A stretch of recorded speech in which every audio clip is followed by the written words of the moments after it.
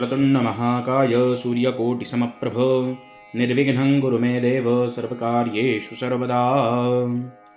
ध्यायेन्मल्लारिदेवं कनकगिरिनिभं माळसाभूषिताङ्गं श्वेताश्वं खड्गहस्तं विबुधबुधगणैः सेव्यमानं कृतार्थे युक्ताङ्घ्रे दैत्यमुन्ध्रीडमरुविलसितं नैशचूर्णाभिरामं नित्यभक्तेषु तुष्टं शुभगणपरिवृतं नित्यमोङ्काररूपं मल्हारिमनसाकान्ताय नमः। समस्तोपचारार्थे नमस्कारां समर्पयामि। नमस्कार, मी अतुल अनिल आपटे गुरुजी, सातारा या ठिकाणी आपण आपल्या या श्रद्धेची पहाट या चॅनलच्या माध्यमातून विविध देवतांबद्दल विविध सण उत्सव समारंभ त्याचप्रमाणे धार्मिक आणि आध्यात्मिक माहिती या चॅनलच्या माध्यमातून आपण कायम घेत असतो।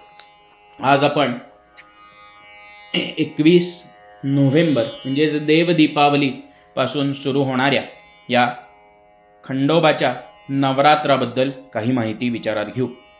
आपल्या आर्य सनातन वैदिक हिंदू धर्मामध्ये देवतांच्या नित्य उपासनेसोबतच विशेष उत्सव काही करता यावेत या उद्देशानं नवरात्र, सप्तरात्र, षडरात्र किंवा काही ठिकाणी त्रिरात्र उत्सव करण्याची प्रथा रूढ आहे।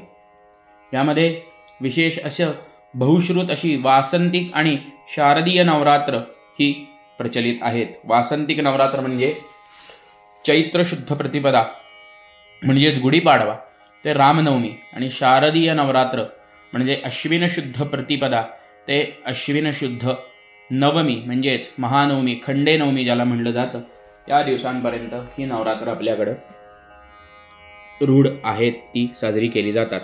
तसंच काही ठिकाणी काही जणांकडं कुलधर्म कुलाचारामध्ये शाकंभरी नवरात्र, नरसिंहाचं नवरात्र इत्यादी आराध्य देवतांचे प्रथेप्रमाणे रात्रोत्सव करण्याचा कुलाचार देखील आढळून येतो।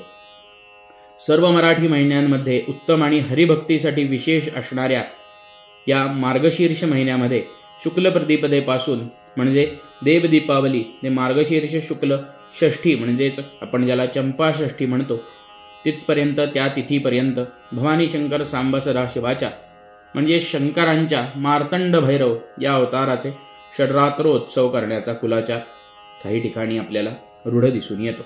या षडरात्रोत्सवाच्या संदर्भामध्ये मार्तंड विजय या ग्रंथामध्ये उल्लेख आलेला आहे की मणिसूर आणि मल्लासूर या दोन्ही उन्मत्त राक्षसांचा संहार करण्यासाठी भगवान शंकरांनी मार्तंड भैरव रूप धारण केलं म्हणजेच अवतार घेतला आणि या असुरांना युद्धासाठी आवाहन दिलं।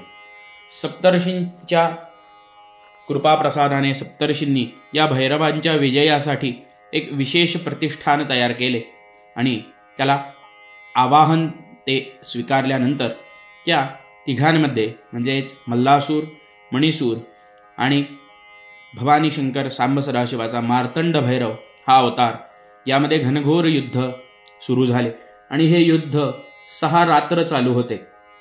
जसजसा देवसेनेला विजय मिळू लागला तसतसे विजयाच्या माळा या प्रतिष्ठानावर चढू लागल्या आणि 6व्या म्हणजे चंपाषष्ठी दिवशी या दोन्ही असुरांचा वध करून या युद्धाची सांगता झाली।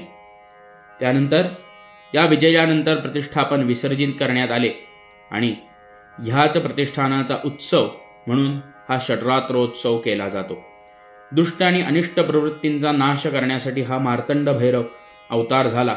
तसेच आपल्या सर्वांच्या कुटुंबातील, समाजातील आणि आजूबाजूच्या सर्व ठिकाणी नित्यश्रीर नित्यमंगलम या उक्तीप्रमाणे सर्वांचे सर्वतोपरी कल्याण व्हावे, सर्वांचं उत्तम आरोग्य सर्वांना लाभावं या उद्देशानं आणि आपल्या मनोइच्छित सकल मंगल कामना त्वरितातित्वरित पूर्ण व्हाव्यात या उद्देशानं हा षडरात्रोत्सव साजरा करावा किंवा साजरा केला जातो असे देखील म्हणले तरी हरकत नाही।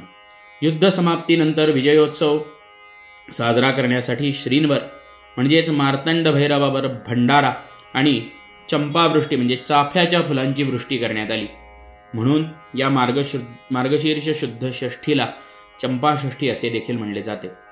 या उत्सवामध्ये शास्त्रात रूढीर बलीयसी या उक्तीप्रमाणे आपल्या कुटुंबातील ज्येष्ठांचे मत विचारात घेऊन प्रतिवार्षीप्रमाणे नक्कीच या भवानी शंकर सांब सदाशिवाची म्हणजेच मार्तंड भैरवाची कृपा आपण संपादित करावी आणि या मार्तंड भैरव या स्वरूपाला शरण जावे, जेणेकरून आपलं सर्वांचं सर्वतोपरी कल्याण व्हावं आणि क्षेमाजवशांत्यै प्रपद्ये शिवगशग्मगशंयो शंयो या उक्तीप्रमाणे सर्वांचं शिव म्हणजे कल्याण व्हावं आणि सर्वत्र शांतता प्रस्थापित व्हावी, या उद्देशानं आपण या भवानी शंकराच्या अवताराला प्रणाम करूया.